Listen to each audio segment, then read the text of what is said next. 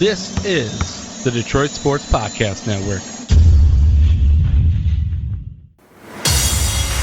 What's up, Detroit sports fans? Welcome to the Fan Reporter Show, made by fans for fans, part of the Detroit Sports Podcast Network. I'm Nick, and with me is Andrew's going to give us this week's topics. We're going to recap that Wild Lions game on Sunday, talk about some Sheila Ford comments, and I have a pressing question about the Pistons that I'm going to pose to the podcast. It's a Fan Report.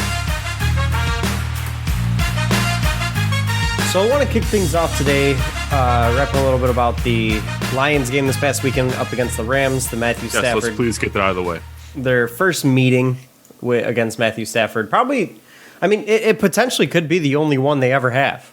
Mm-hmm. Like, that is a very real possibility. I don't know when the next time the Lions are going to be playing the Rams is. What is your background? Pistons legend Walter Herman.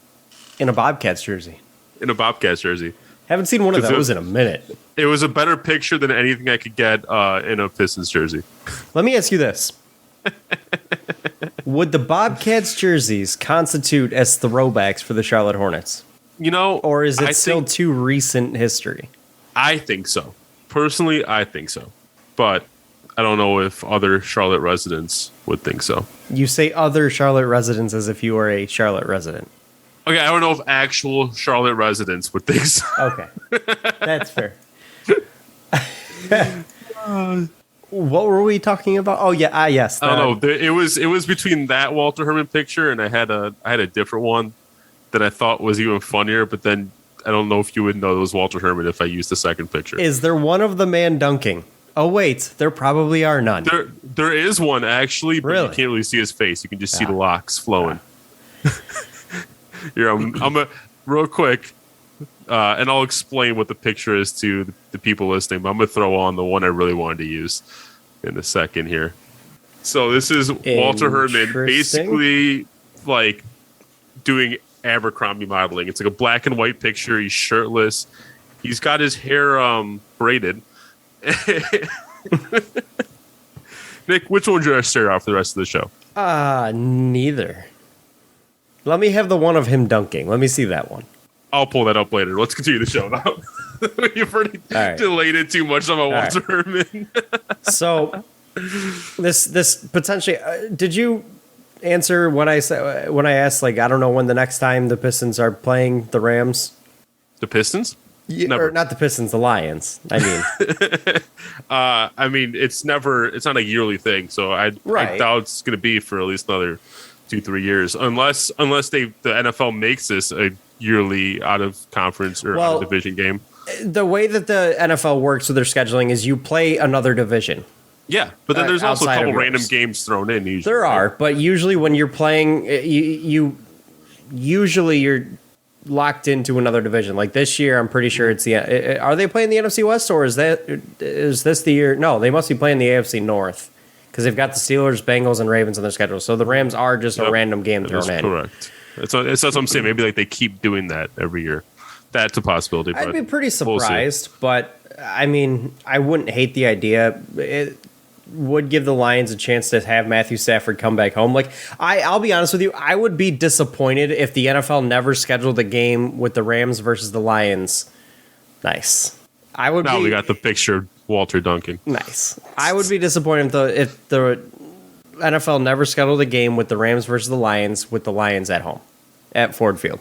Yeah, I'd agree. I feel like he deserves to have a homecoming type situation just to see the fans, give him the response that he may or may not get. Who knows? Mm-hmm. But anyways, going into the game, obviously this game was far closer than any of us expected. I did say, like, this past week that this is one game where I do think the Lions could play it closer than people would expect just because of the fact that there's a lot of emotion and energy behind this game. And that tends to cause, like, that doesn't mean that your team's going to win, but it tends to cause the game to be a little bit closer than it probably should be. Mm-hmm. And that's exactly what happened. I mean, Stafford was able to throw at will, but the Lions were able to keep most of the points off the board and keep it decently close and even had a lead semi-late in this game. Yeah. But I'm curious to hear your thoughts. Like, how do you think they played this weekend? And is there anything to build upon it with this? You could tell that Jared Goff was taking this game personally because I do think Sunday was the best Jared Goff had looked in a Lions uniform. It's not necessarily saying much, but that's what I saw. And you could really tell that Dan Campbell was basically going no holds barred. He knew playing a straight up traditional style football game was not going to get him the win against the Rams. They would never have a chance against the Rams playing a normal scripted game that they would play any other given week. Against a team like the Rams, they have to throw everything but the kitchen sink at them, trick play after trick play after trick play. I mean, the Lions went for it on a fake punt twice on the same drive in this game. And they had the onside kick after their first touchdown or first field goal, whatever it was. Like they threw everything they could at the Rams to try to throw them off and keep Matthew Stafford, one, off the field, and two, out of getting into a rhythm. And honestly, they were one first down stop away from actually being able to get the ball back in a position to win this outright, which I never thought they would ever be in that position. So, yeah, I'm not going to sit here and say that I'm super impressed because of the fact that a lot of this did feel like them it felt like a one-off play-up kind of game. It wasn't something I was expecting going in, and it was nice to see. It's not something I ever expect to see again because I do feel that a lot of this had to do with our quarterback playing up, and I don't see him putting in this kind of performance on a week-to-week basis. And even then, he still threw, 2 picks? He still wasn't very good, no. Yeah. Here we go. He had a 39.5 QBR. That's Jared Goff playing up. There you go. That's pretty terrible. He threw for 260 yards, a touchdown, and 2 picks. And I believe one of those picks was late in the game. They might have even both been late. I can't remember. But if that's obvious, I mean, we've talked about this extensively. This guy is clearly not the quarterback for this team. That was the game where if he were to ever make a statement, the "I hate you, so I'm going to dunk on you" statement. If that was his shining moment, well, he's exactly who he said he was last week. Garbage. Yeah. So my whole thought process is, or my question is, how long are we going to sit there and stare at Jared Goff play quarterback for this football team? And I understand this year there is no alternative. It's David Blau or Jared Goff. There's no alternative. I mean, sure, you could try to give Cam Newton a call. That's wonderful. I don't know if he wants to come here. But short of giving a call to Cam Newton, Jared Goff is your quarterback for the remainder of the year. Going into next year, depending on what you get in the draft, and it's very possible that second first-round pick that you have could land you one of the top quarterbacks in this draft. It could land you a guy like Sam Howell. I saw a mock the other day, I think it was this past weekend, that had the Lions taking Kayvon Thibodeau and Sam Howell in the first round, and you'd have a 1-year tryout with the guy. Yeah. Which, I don't hate the idea. I proposed it before. Because it gives you a chance to potentially look at your future. You shore up your pass rush a little bit, and we'll see what happens. I mean, you could also argue the idea of the Lions taking 2 pass rushers in the first round. Give yourself elite position groups where you can. You did the move to give yourself an elite tier offensive line. It hasn't quite worked out, but you're also not healthy. In last year's draft, well, now maybe next year's draft they go and try to build an elite pass rush. But how long do we have to stare at Jared Goff? Are we going to be doing the same trick and pony next year? Yeah. Yes. You are. I don't. Why and how can they justify that? Because at some point we have to say enough is enough, and this guy, you have to put a watchable product on the field, and if Jared Goff is not watchable for very long. I'm not saying I'm advocating it. I'm just saying I don't see an avenue out as of this point in time. You look at the quarterbacks in this draft, I don't think any of them are going to be ready to start right away next year if you're a drafted quarterback. I don't disagree. Secondly, we extended Jared Goff.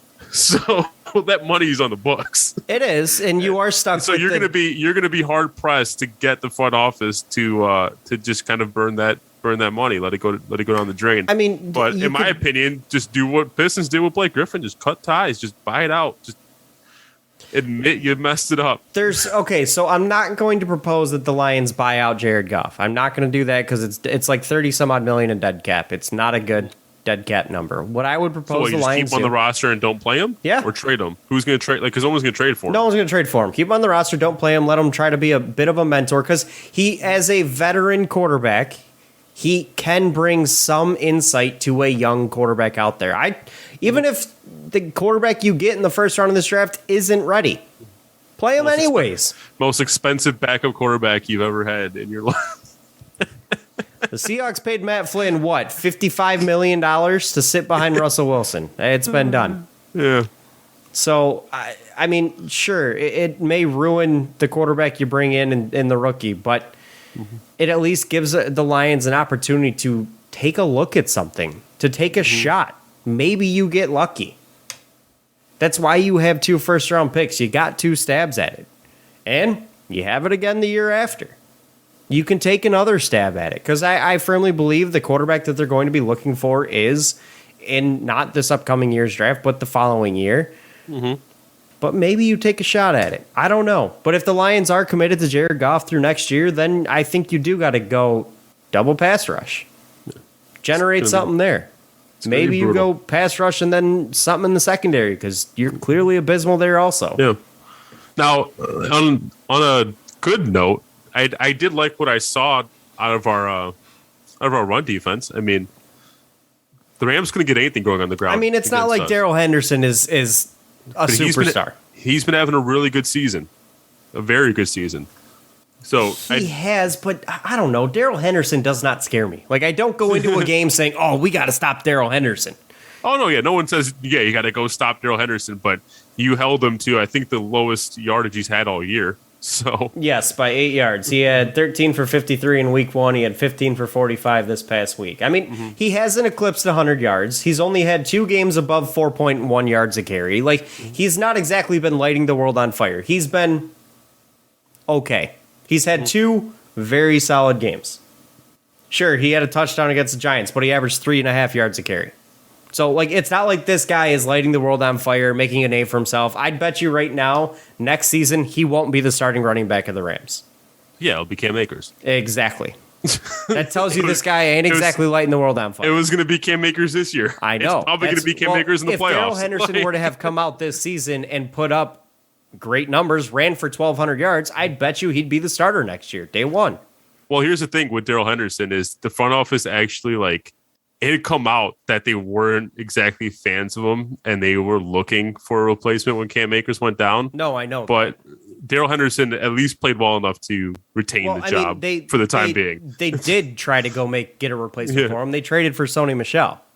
Like, they did go get one. But Sony Michel clearly hasn't been very good either, or isn't very good. Darrell Henderson, when I think about the Rams, Darrell Henderson's probably like the 5th guy on the offense that I'm worried about. Like, I'm more worried about Kupp, Woods, and Higbee than Darrell Henderson. Yeah, and frankly, I'm more worried about Matthew Stafford doing something himself also. Yeah. Like, Darrell Henderson doesn't scare me. But the Lions did go out and they stopped him. You know, they showed that they can stop somebody, even if that somebody's not very good. And that's more than they've shown in the past. So that's a lot more than they've shown in the past. Moral victories. One guy that I was honestly truly disappointed in, I obviously did Amon-Ra St. Brown get hurt? Either he didn't get a target. I don't remember seeing him get hurt. He just didn't get a target, I think. Okay, then that's a guy who I'll go out there and say he disappointed me. Now, it's very possible he drew Jalen Ramsey. I mean, here's in his defense, Jared Goff basically hyper-targeted DeAndre Swift and TJ Hawkinson. Well, actually, there was 3 guys on the team that had crazy amount of targets. Of the 36 passes he threw, 10 went to Swift, 9 went to Hawk, and 8 went to Khalif Raymond. Khalif Raymond was the best receiver on the team. He had 6 catches for 115 yards. Yeah. So there was obviously 3 guys that were targeted a very large majority of the time. Yep. And I'm going to assume that Amon-Ra St. Brown drew Jalen Ramsey. He's probably the most capable wide receiver this team has. And he's definitely not capable enough to get open with Jalen Ramsey on him. So Jalen Ramsey had essentially a day off. Yeah. But either way, I was hoping Amon-Ra St. Brown would at least have a pulse. He did not. But I mean, other pass catchers did. Like we mentioned, Cleve Raymond, very solid game, very good game. DeAndre Swift showed a very effective passing attack. TJ Hawkinson showed a little bit of life. Not a lot. Only 48 yards, but he showed some life. We haven't seen that in a bit. And on the ground, Lions pretty effective. I can't say they were that bad on the ground. They averaged. I mean, yes. They did what I've been wanting. Just feed DeAndre Swift. He touched the ball in like a third of our plays. So he did. He had 21 total touches in this game between carries and receptions. And I mean, in terms of the carry split, it was just about 50-50. 12 for Jamal Williams, 13 for DeAndre Swift. Jay Will was obviously better on the ground than Swift, but that's kind of been the case this year. Yeah.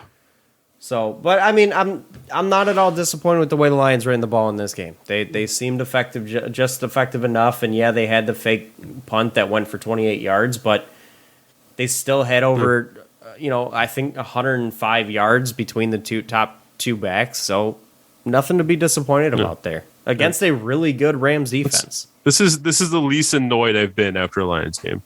Not saying I'm happy with it. Does that have anything to do with the fact your expectations going in were so little? Yes, that has a lot to do with that. So, I mean, you could also argue that at this point, as fans, we're kind of checked out with this team. Oh, I've been checked out with this team. They're 0-7. We don't really care about the results of their games anymore. And frankly, at this point, if they were to win one, you could make the argument and understand it that you'd be kind of disappointed. Because that would put themselves in a situation where maybe they don't have a chance at Kayvon Thibodeau. Yeah. The Miami Dolphins, I believe, were up 3 scores against the Falcons this week, and they still managed to blow it. They're trying to fight for a guy like Kayvon Thibodeau. Yeah, we've reached the point in the season for me where I'm watching just to watch. I no longer have any investment. No, I didn't have much investment going in because I knew they were going to suck. But like, I mean, the investment that I had going in was looking at the rookies and the young guys to build. I was looking at Swift to build. I was looking at but in terms of investment and winning the game, I'm like Well, now that a lot of the young guys that we were watching are hurt or being forced into roles that they're frankly just not ready for, I mean, there's not much to watch there. Now, I do have one question before we move on to the Eagles.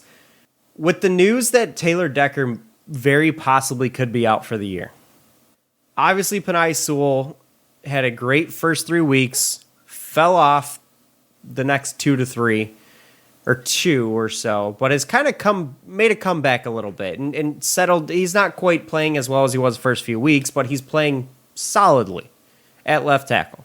But knowing what the future plans are for the Lions, or thinking what the future plans are for the Lions and what the Lions' design was when they drafted Penei Sewell, is there any reason to keep him at left tackle the rest of the year?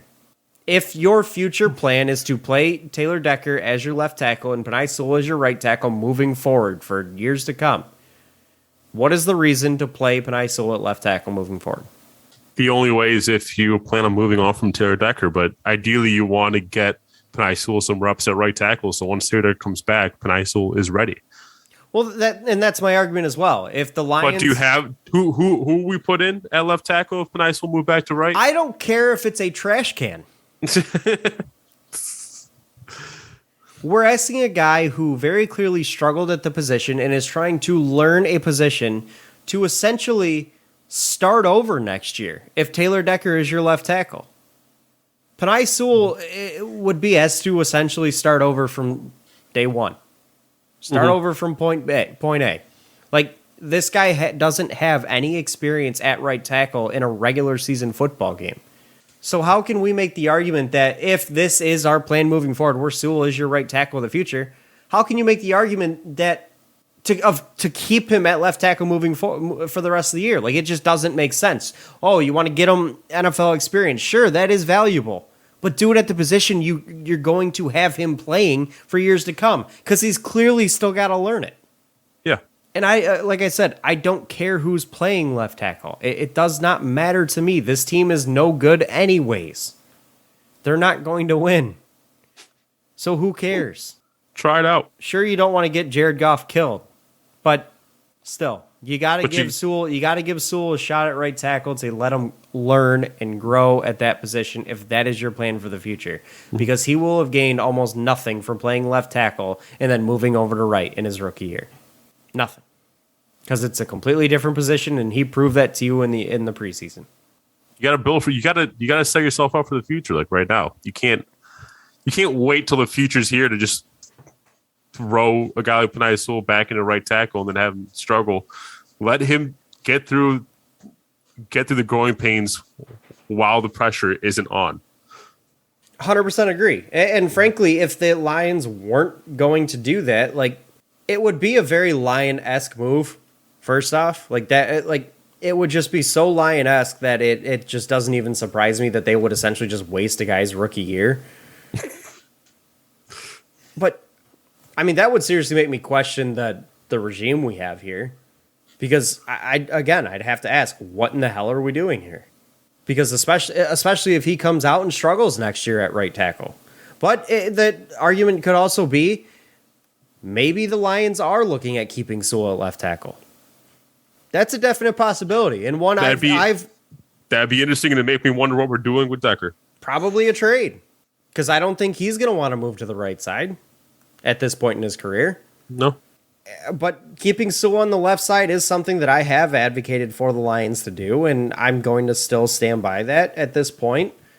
Has he been as good as he was? No. But he's still pretty damn good. Like, he's still real solid, and he's getting better. So, being as young as he is with Taylor Decker in his young 30s, I mean, the timeline doesn't fit for Decker, so either move on from him, or you better start winning quick. Yeah. You know, Valeni on the on 971, he proposed an interesting solution, and it involved trading for a left-handed quarterback. Tua. So that now your right tackle is your left. That is an interesting solution. It is. And the left-handed quarterback he proposed was Tua Tagovailoa. Yep. I saw that last week, and it was very intriguing. And I was, you know, when they started talking about it, I almost wish we were recording at the time, because it was it was a good thought process, because what is the reason to not take a shot at a guy like Tua Tagovailoa that you probably should have drafted in the first place? There is none. But the other argument is, what's it going to cost you? Would you be willing to give up the Rams' first round pick, probably a third round pick also? Would you be willing to give that up to go get Tua Tagovailoa? Am I wrong for saying I don't think it's going to cost you that much? I do, and I believe the Dolphins do also. Because I feel like the Dolphins are already like checked out on Tua. It's what it feels like to me. I believe the asking price for Tua is pretty high. I don't think there's anything stated. If you're looking for a stated asking price, I don't think you're going to find that. Yeah, it's looking like the asking price is the expected asking price is a first rounder, at least. That's probably the starting point. Which, in all honesty, let me put it this way: if your mindset and your goal for this upcoming draft is to use one of your two first round picks to go get a guy like Sam Howell or whoever, you know, the Liberty quarterback. If that's your goal with one of your two first round picks this year, would you rather have them, or would you rather have Tua? Looking at the potential and the upside there, my answer, I don't even think it's that hard. I'd rather have Tua. I'd rather take a shot and take a look at the upside of Tua Tagovailoa than guys who clearly just don't look like they have it. So, frankly, if I'm going to be spending that first round pick on a quarterback in this draft anyways, I'll trade it to go get a guy I think has higher upside. You're not wrong. And that's my whole thought behind specifically this draft. Don't trade next year. No, yes, absolutely. It would specifically be this year's draft and would be the Rams pick. And then I'd probably have to add a sweetener in, whether it be a third or fourth round pick. I don't care. I'll take a shot at Tua. Yeah. It doesn't hurt me. And I can actually start him next year, instead of having to possibly not be able to because the quarterback we do get in the draft just isn't ready. And then I don't really know anything about the guy who could be the quarterback of the future going into the following draft. At least with Tua, I'd have a year under his belt to say, all right, this guy is or is not the future. There's not many arguments in my mind against it that actually make sense. I understand if you don't like the player. I get it. But what's hey, it hurt? Yeah, exactly. You're not going anywhere with who you have right now. All right, real quick before we move on to the Pistons, I do want to bring up this interview that Dave Burkett had with Sheila Ford Hamp. And I'm not going to go through all the comments that are made. There's one specific quote that I found to be very interesting. And Nick, I want to get your raw reaction to this quote. And this is on the question of talk versus action, like needing to see actual progress on the field rather than just hearing Sheila Ford Ham say, hey, this is a process and we need things to get better, and hearing Dan Campbell with all his isms. And I have not heard this yet. So this is truly a raw reaction on my part. She said, we all do. That's the point.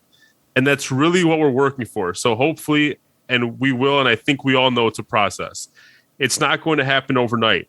We were left with not much, and the season's been tough on many fronts, but injuries aren't something that they're not an excuse. But with the talent that we've had, we've lost 8 starters. We've got a lot of young guys out there, and it's great that they're young and enthusiastic and stuff, but they're going to make mistakes. So the part I want to key in here, we were left with not much. That's the part that stood out to me too.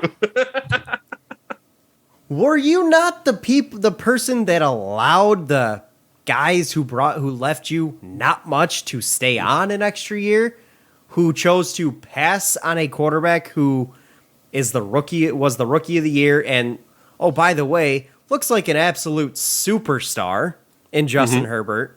Or you could even argue Tua Tagovailoa, who I know hasn't had a great career, but well, he's on the Dolphins. You kept those guys around. Yeah. So you are as much at fault for being not left with much as they are. You allowed them to take Jeff Okudah 3rd overall. You allowed them to essentially run this roster into the ground under the guise that, oh, hey, we had to rebuild this team because it was more broken than we thought. You had a 9-7 football team when they showed up, when Quinn Trisha showed up. When you had a team that could barely win a game by the time they left. And she kept those guys around. She is every bit as much at fault as those guys are. She allowed this to happen under her watch. Yeah. So she either has no idea a damn thing about football. Given. From what I've heard, she's actually a football mind. That's really what's come out of the Lions camp when she took over the reins from Martha Ford. Whether or not that's true, sure not looking like it. I haven't seen anything that indicates towards that. So. But that really was kind of the thing that stood out to me, because she is we weren't left with much. Yeah, well, it's kind of your fault too. Yeah. You should have just said, I didn't give us much. And just own it. Yeah. That might actually earn you gain you some respect from fans to admit your faults. Yeah. No, she's the one that extended the ultimatum that gave Matt Patricia and Bob Quinn another unnecessary year to run this thing further into the ground. Is the Jeff Okudah the most damning pick in Detroit sports history? Because the Pistons at least won if it keeps going the way it's going, absolutely. Because the Pistons at least won a title and competed for other titles, even though they drafted Darko. Like, they still had success. Like, thankfully, it was at a time where we didn't really need the pick. Right. So, the Okudah pick very well may be the most damning pick in this team's history, in this city's history. You could make the argument for Eric Ebron instead of Aaron Donald. That's a good one. But we're talking a top 3 pick that's en route to going full-blown bust. When you had the chance to go and get a quarterback in one of the best QB classes in recent history. Because quarterbacks, I don't know if you see it. I'm sure you do, but that QB class is actually pretty damn good. Yeah. Remember everybody was touting this year's QB class, and no one is impressed so far in the NFL. They all died. College football has been weird this year, and I love it. Oh no, I'm saying the QB class, the 2021 draft QB class, yeah. Right. And the QBs were supposed to be a big reason why college football but the QBs sucking this year is a big reason why college football is weird. Yeah. And it's honestly a lot of fun. I love it for college football. We have a lot of parity, but for the Lions, it's not so good. But at the same time, Because there were still a lot of question marks on guys like Sam Howell and Spencer Rattler. We weren't sure about it. There was no Joe Burrow in this draft. There was no Justin Herbert in this draft, so to speak. No. Granted, he had question marks also, but still, there was no guy like that in this draft. And that we knew that coming in. So, regardless of who you were looking at taking high in this draft, it was going to be a big risk. Yeah. Well, this kind of takes pressure off now because we're probably not going to be taking a quarterback high in this draft. So, makes the decision easy. All right. Shall we look to the Eagles real quick before we hop across the across the road, basically? Yeah, across literally down the street and across the road. just shoot down Woodward. Yeah. Yeah. So Lions take on the Eagles this Sunday. This is our last game before our bye week. Do they get their first win? The Eagles blow. We are at home. The Eagles are 2-5 and they blow. But there's no. just no. This is our best opportunity this season. Yes. This is the worst football team we've played all season. Yes. I'll give you that. But I am just not confident in saying that the Lions are going to get a win at any point. Like, whenever that win comes, it's going to surprise me. I'll agree with you there. I will say this. There's nothing about the Eagles that scares me in any way. If I wanted the Lions to win, there's nothing the Eagles have that would make me say, oh, we got to key in and stop this guy. Mm-hmm. Nothing. I don't think Jalen Hurts is that good. Mm-hmm. Yes, he can run a little bit or a lot of bit. Sure. But he's great for fantasy. Yeah. But he also turns the ball over a lot. Their O-line is trash. Their running game is trash. The receivers are garbage. And they traded away probably their best tight end. Mm-hmm. Yeah, the only thing that worries me is Jalen Hurts likes to keep plays alive, and you don't have the cornerbacks to stick with the receiver when the play is kept alive for too long. So that's the only thing that worries me. You're not wrong, but that's going to require Jalen Hurts to actually hit a receiver, which does not happen that often. Again, there is nothing about the Eagles that worries me at all if I wanted the Lions to win this game. Like, the Eagles are a bad football team all across the board. So this is obviously a very winnable game for the Lions, and if you wanted to have a little bit of fun and you wanted to potentially throw some money away, put some money on the Lions money line this week. It's not that the Lions money line isn't that crazy. It's only plus 158. That's how bad the Eagles are. An 0-7 football team is only plus 158. Yeah, we're plus 3.5, which I think mirrors what we were against Chicago, right? We were plus 3.5 in that game. Yeah. So will I be shocked if the Lions win this game? No. Mm-hmm. Will it surprise me a little bit? Yeah, a little. Because, again, the Eagles are not a good football team, but the Lions are atrocious. Yeah. But I've seen crazier things happen in the NFL. I'll just say that. Would you be mad if the Lions won this game? Would you be upset and disappointed? Even though if they win this game, I believe it takes them out of the top pick. If they won this game and it looks like they just kind of stumbled into a victory, I'd be extremely annoyed, because if we're winning a football game, I want to see us win a football game, and not just kind of the Eagles lost the game. Lose a football game. Exactly. How badly do you want the number one pick? I'm more about seeing these guys play well than a victory. Like, at this point in the season, I don't care about the wins. I just want to see these players develop. So if we get a win without me seeing any kind of positive development in anybody, then yeah, I'll be pretty mad. Well, how badly do you want the number one pick? I mean, I always want the number one pick very badly. I still haven't fully gone deep dive into this draft class. I do like what I've seen from Kayvon Thibodeau, especially this past Saturday. I'd have to convince myself on other players behind him to talk myself out of the number one pick. See, frankly, Kayvon Thibodeau is probably the closest thing to Myles Garrett in a draft class that we've seen since Myles Garrett. Yeah. And it's in a position of need. And it is a position of need, and every position. Let's be honest, but it's every also position a on premium team position in the NFL. Like, pass rush is extremely important. Mm. So, frankly, I'm willing to see the Lions go 0-17 to make that happen, because I'll be honest with you, I don't know that the Jets and the Dolphins are winning another football game. I really don't. And the chances of you losing that first overall pick the Texans, if you beat the Eagles, yeah.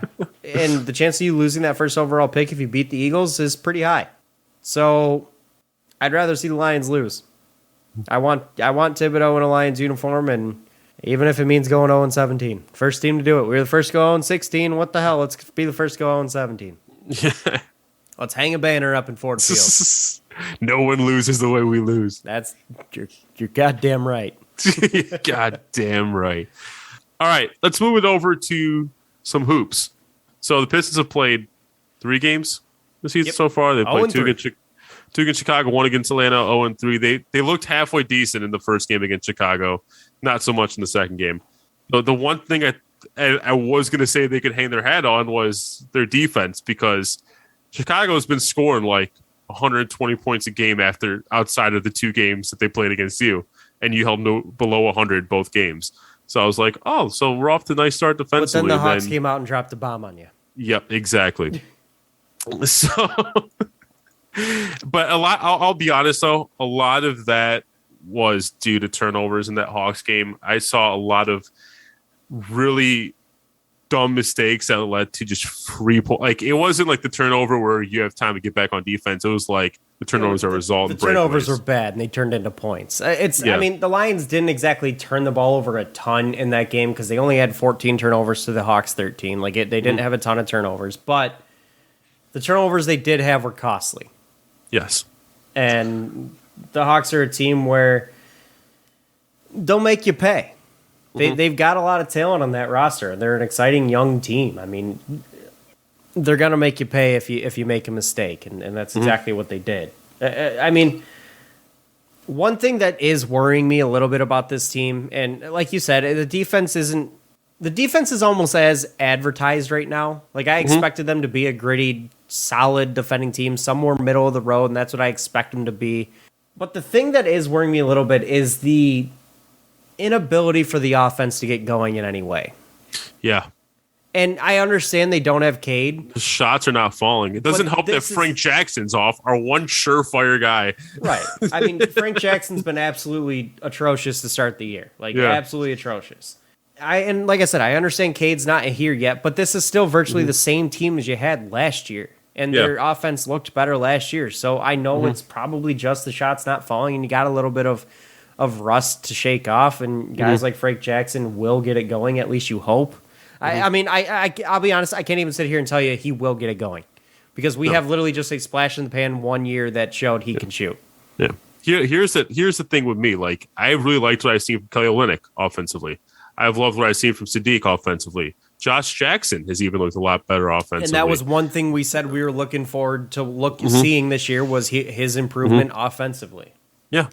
The thing is, despite the reports in like training camp and like the open practice where everyone's saying our bench has been outplaying the starters massively, bench looks garbage right now.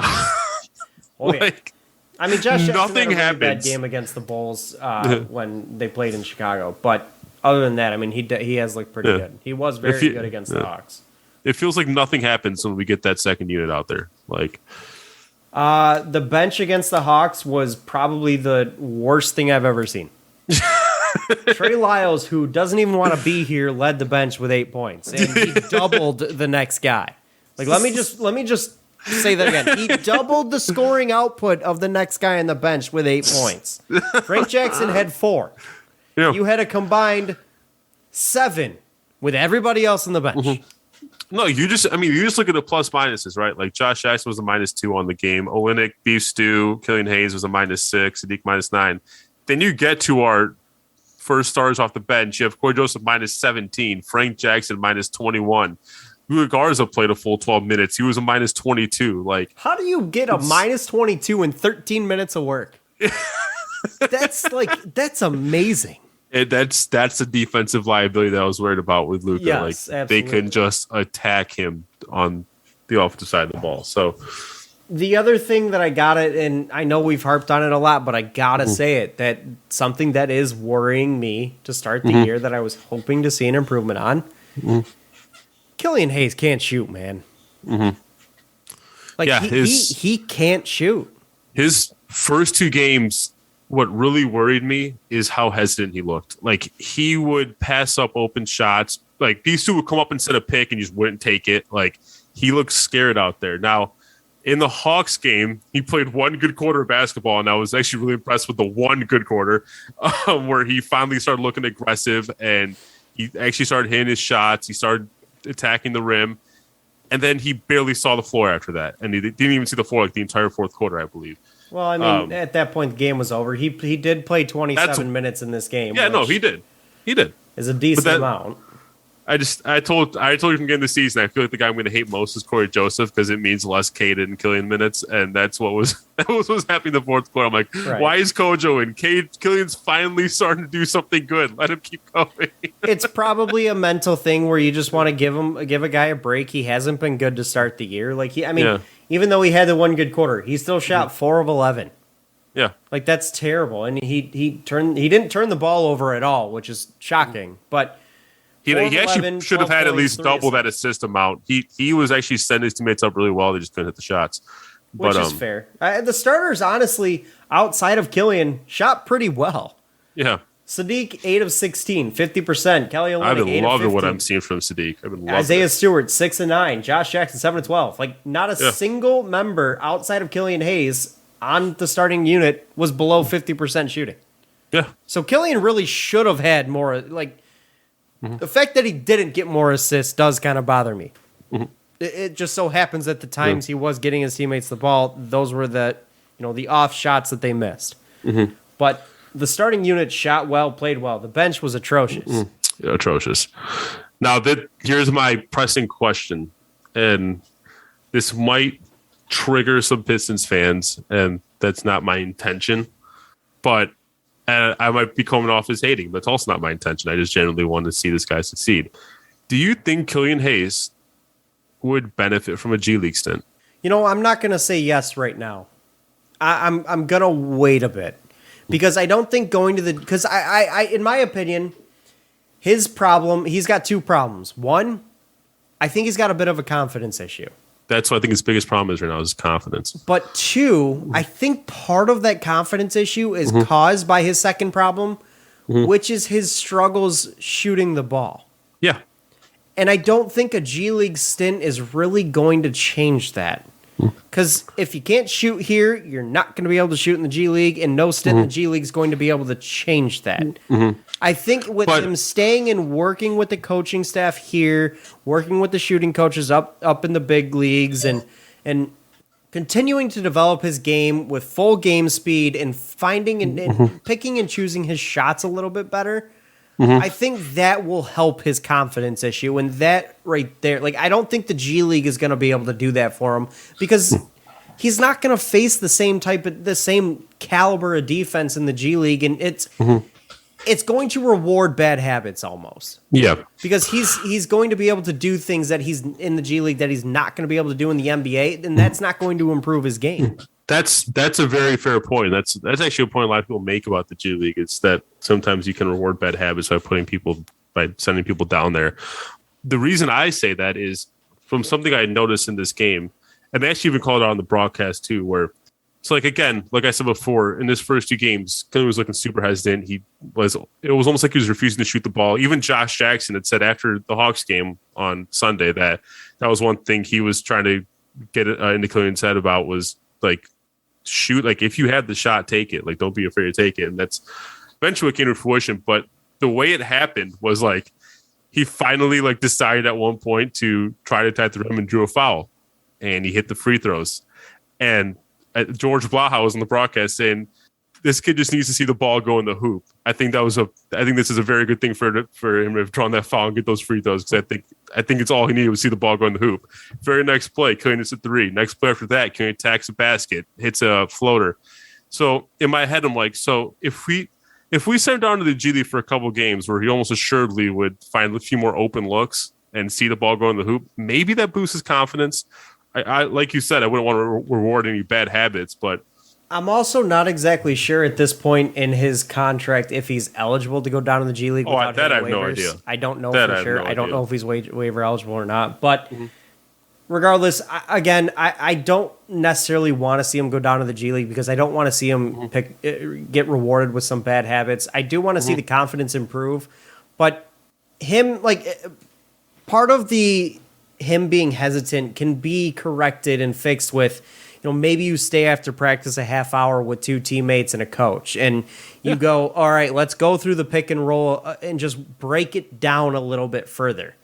Get a little TLC from his coaching staff and a couple of teammates to just say, hey, if you see the defender do this, don't be scared to break this way or step back or do this or do that.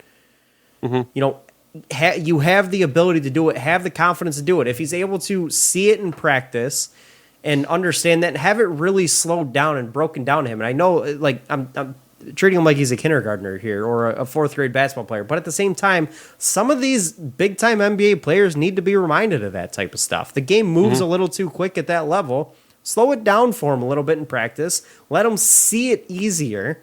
And then let him, start recognizing things in the game. And like you said, he just needs to see the ball go in the basket. Well, if you start doing the right things, you're going to see the ball go in the basket. But you're not going to be able to see the right things at the G League level because the caliber of play is just not there. And then when he comes back, he's going to see he's not going to be able to see the opportunities that are presented to him because they weren't, it's a different opportunity in the NBA than it is in G League. So he's going to fall right back into the same problems, take the same bad shots and miss them, or, it's not going to help his confidence in that way. Yes, it helps to see the ball go in the hoop, but at the same time, if you're not seeing the same type of looks in the G League as you are in the NBA, that's not going to help you. Yeah. Because you're going to see the look you're going to see in the NBA, and you're not going to be able to know what to do. And that's going to knock your confidence even more. And you're going to say, because that's where you start to worry about maybe he starts getting the mindset that, oh, he's just a G League player. And you don't want that. You want to see him succeed. So, and I think having the Pistons sit down with him and break things down and slow it down from a little bit and say, it kind of instills that right there would instill some confidence in him because that tells him that the Pistons truly believe in him. He just needs to see it in front of him. Yeah, which is why there's a lot of people advocating that he should still stay in the starting lineup because a lot of people believe that if you pull him to the bench, it takes a shot to his confidence because he feels like the Pistons are giving up on him by doing that. I'm fine with them keeping him in the starting lineup to start with when Cade comes back. I've said this. That's what they want to do. I'm fine with it. They look like they elevated each other's play in the summer league. So the reason I'm going to say I'm fine with it and I want it to happen is because I don't want Killian to go to the bench because he's not good enough to start. If they were to move Killian to the bench, it would have everything to do with the fact that Cade and Killian just the style of basketball doesn't work for what we want to do. It's more. I want it to be more schematic than fit, which I guess that doesn't really make sense. But like I want it to be more schematic than he just isn't good enough. You know what I mean? Like if they need some more playmaking in that second unit, exactly. Like and that it just isn't really meshing with Killian and Cade at the both starting and trying to control the basketball. And we need to give Cade more touches, which takes the ball out of Killian's hands. Like that's more schematic than it is him just not being good enough to start. And don't get me wrong, just because it's not working schematically doesn't mean Killian's not good enough to start. He could still be a really good player, but he just doesn't mesh with Cade in terms because they're both guys that need the ball in their hands. So moving him to the bench after, I'd say give it a month. Yeah. What's it hurt? Give it a month, maybe 2. If it doesn't work after that, move Killian to the bench. See how he works with the second unit. See how he works with a shooting guard like Frank Jackson or a guy like Josh Jackson. See how or a shooting big like Luka Garza. Because that gives guys like Killian Hayes different looks and also would free up Killian some space to be able to do things himself. So I think he needs to stay in the starting lineup for now, but then eventually if they move him to the bench, it may give him some confidence. Last question, moving over to the other backcourt eventual starter, Cade Cunningham. He's supposed to make his debut as early as this Saturday against Orlando Magic. Keeping in mind that he didn't have a preseason, he didn't get to participate in training camp, are you panicking if we see a slow start from Cade? No. we're talking about a hopefully 15-year NBA career out of Cade Cunningham. Mm-hmm. And we're talking about a situation where I don't expect this team to start truly winning and playing competing basketball for another 2 years. Yeah. Him not having a preseason or not having a full training camp, that I'll be honest with you, doesn't really worry me at this point because my expectations for Cade right out of the gate are not that high. Like, yes, by the middle and end of the year, I expect him to be leading the Rookie of the Year race. But right away, the first week or so, that's for him to get up to speed. Like, dude hasn't seen live basketball at the NBA level ever. And no, I don't count Summer League. I can already envision if Cade comes out and has a slow start against Orlando, and maybe the next couple games after that, Pistons Twitter just going full-blown panic mode. Well, Pistons Twitter overreacts to everything. Killian Hayes puts his jersey on or backwards. Pistons Reddit, or Pistons whatever social media you want. Killian Hayes puts his jersey on backwards. Oh my God, he's brain dead. What's wrong with Killian? He needs to go. Like it's overreaction city. So like Jalen Green, he was terrible the first couple games. Then his third or fourth game, he went off for 30. These guys need some time to adjust to game speed. Like you weren't playing against guys like Luka Doncic in Summer League. I'm sorry, you weren't. Yeah. So now that you are, well, guess what? It's a little bit more difficult. So no, I'm not going to be worried. Like I'm really not even going to worry at all. If Cade comes out a little bit slow, like I want to see the guy show an ability. But if he's not hitting the shot, or he's not, or he's choosing to make the pass instead of taking control of the game himself, like no, that's not going to bother me. But I'll be honest with you, I really don't expect it. I expect Cade to have the confidence to come out and just. Oh, I'm not saying I expect it. Taking number one. I'm not saying I expect it, but I'm prepared to see it, kind of thing. Like, oh, absolutely. Like in my head, I know, like, all right, if he comes out and has like 5 turnovers in his first game, like, yeah, he's got to adjust to the speed of the NBA. This is his first NBA action. Like, it's not so far fetched they might turn the ball over a bit, kind of thing. Like, God forbid a 20-year-old NBA player makes mistakes in his first couple of games. Like, people just need to take a deep breath, understand that this kid's gonna be here a while, and this team ain't winning this year anyways. So you know what? Let him develop. Let him learn. Like, he's playing with new teammates. He wasn't playing with Jeremy Grant and well, he was playing with Sadiq, but he did play with Sadiq. Jeremy Grant in the preseason or summer league. He wasn't playing with these two in the summer league. He wasn't playing with Kelly Olynyk in the summer league. He's been playing with these guys in practice for a while. I get that, but he hasn't been practicing. He's just been taking light reps, right? But also, that's not live games. Yeah, there's not really a tenacious defense there that's trying to kick your ass.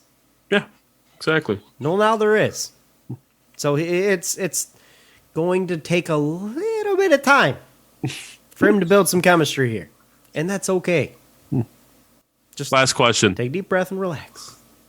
What would happen if your backcourt or front court was Walter Herman and K. Olynyk? I mean, the locks, the hair that would be flowing in that front court.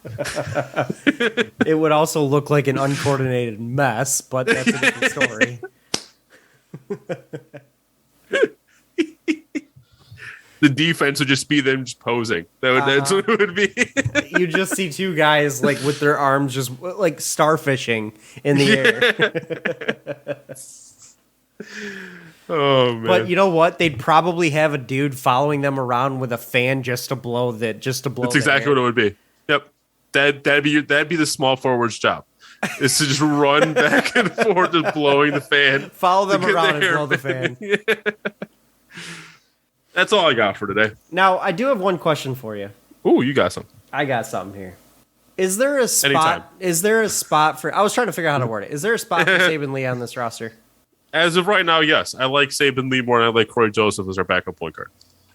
It's just not looking like that's the deal. Like Saben Lee did get some minutes. He played less than 10 minutes against the Bulls in Chicago. He played all of 7 minutes against the Hawks. And you would think in garbage time like that, you would put a guy like that in. Right now, in all in all realistic sense, he's a depth piece right now. Yes. Now, if there was an injury to, let's say, Corey Joseph, he elevates to that backup point guard role. He does. So that's Saban Lee's spot on the roster right now. He's not to the point. But in all reality, like, what the hell's the point of Corey Joseph? As soon as Corey Joseph is gone, I think Saban Lee is your backup point guard. No, and that's what I mean. Like, we're trying to build something here. I think it's just to have a veteran presence in that backcourt. Fair. Because between Saban, Cade, and Killian, you have a collective age of about 7. You have less than a season of NBA experience between those three. Yes, so. But in all reality, like, if we're trying to build something here, like, what's the point of Corey Joseph taking meaningful minutes away from guys like Saban Lee, Frank Jackson, Killian, and Cade? Like, That's what I was saying in the fourth quarter yesterday and in the fourth quarter of the Bulls game. Like, why are we getting so many Kojo minutes in the fourth quarter? Let's get Killian. Let's get Saban. Let's develop these guys. Especially in the Hawks game when it was just garbage time. Just let them get some stress-free minutes. I think stress-free minutes would be great for Killian, in my opinion. I don't disagree. One more question. Are you disappointed with the start of the Pistons? No. I mean, I'm disappointed in their start offensively. But just as a whole, I wasn't expecting to win games, so I'm not sitting here like, man, the Pistons are not as good as I thought they were going to be. No, there's certain aspects that I'm disappointed with. There's certain aspects I'm happy with. I mean, that's to be expected. But does their 0-3 start change your mind on your season outlook? No, I do think if this team gets clicking, they can be, again, at peak, they can flirt with a play-in spot. But we're 3 games in. So they still haven't got everything clicking. And we haven't even seen Cade yet. Yeah, we haven't even seen Cade yet. So, all right. And we're going to leave things off on there unless you got anything else? Nope, that's all I got. All right, that is going to call for this week, guys. Thank you for listening. Follow us on Twitter at RealFanReport. That might even be the smoothest I've ever said that on the show. People may not even know what I'm saying when they might not know the actual Twitter handle. He's saying something. I think it ends with the report. Thank you to Detroit Sports Podcast as always, and thank you as well for joining me. We'll catch you guys next week. Enjoy it. Maybe the Lions pick up the first win this week. Who knows? We'll catch you guys later. Have a good one. This has been the Fan Reporters. Bye, fans. For fans. Have a good one, guys. Peace out. Peace.